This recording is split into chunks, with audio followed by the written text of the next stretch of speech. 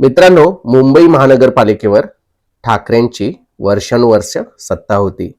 एकमेकांना पाण्यात पाहणारे दोन ठाकरे बंधू आज एकत्र येताना दिसत आहेत. सोशल मीडियावर प्रचंड उत्साह आहे.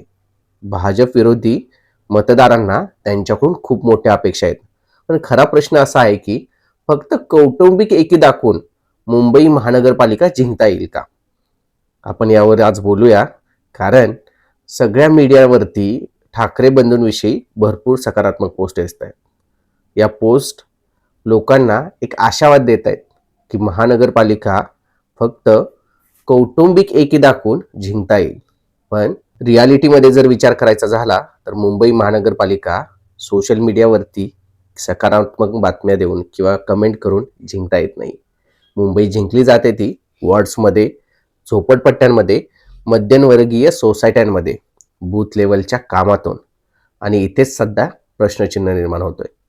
ठाकरे बंधू गेले काही महिने एकत्र येण्याचा मुद्दा गाजतोय, पण त्यांचा विकासाचा अजेंडा कुठे आहे?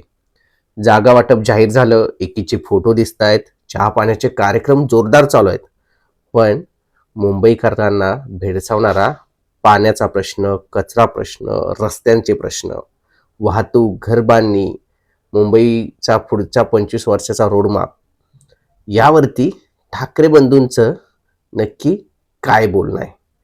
इथे फक्त भावनिक मुद्दे, दृश्य दाखवून महानगरपालिका जिंकता येत नाही. मराठी अस्मितेचा मुद्दा पुन्हा एकदा निवडणुकीच्या पार्श्वभूमीवर पुढे येतोय.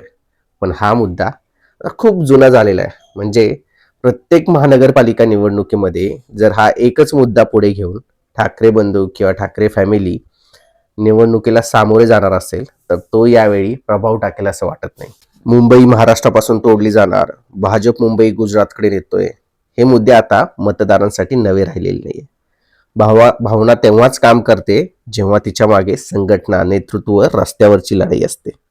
आता पुढचे 10 दिवस फार महत्त्वाचे आहेत. या 10 दिवसांवरती भरपूर काही अवलंबून आहे. ठाकरे बंधूंचं भविष्यही अवलंबून आहे.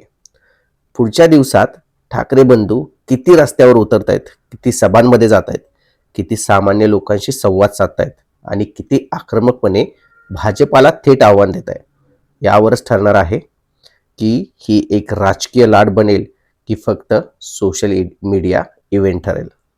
महानगरपालिका ही ठाकरे बंधूंसाठी अस्तित्वाची लढाई आहे. मुंबई महानगरपालिका जर हारली तर ठाकरे बंधूंसाठी ही एक शेवटची निवडणूक ठरू शकते. यामध्ये मुंबई बाहेर गेलेला मराठी माणूस ठाणे, नवी मुंबई, कल्याण, डोंबिवलीत स्थिरावला. तो मतदार परत भावनिक नव्हे तर विश्वासाने कसा जोडता येतो यावर ठाकरे बंधूंचं भवितव्य ठरणार आहे. मित्रांनो, फक्त एकी पुरेशी नाही आहे.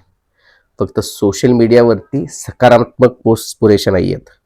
ग्राउंडवर उतरून काम केलं तर मुंबई जिंकता येईल. नाहीतर पुन्हा एकदा EVM, यंत्रणा, शिरजोरी हेच जुने मुद्दे निकालानंतर ऐकायला मिळतील.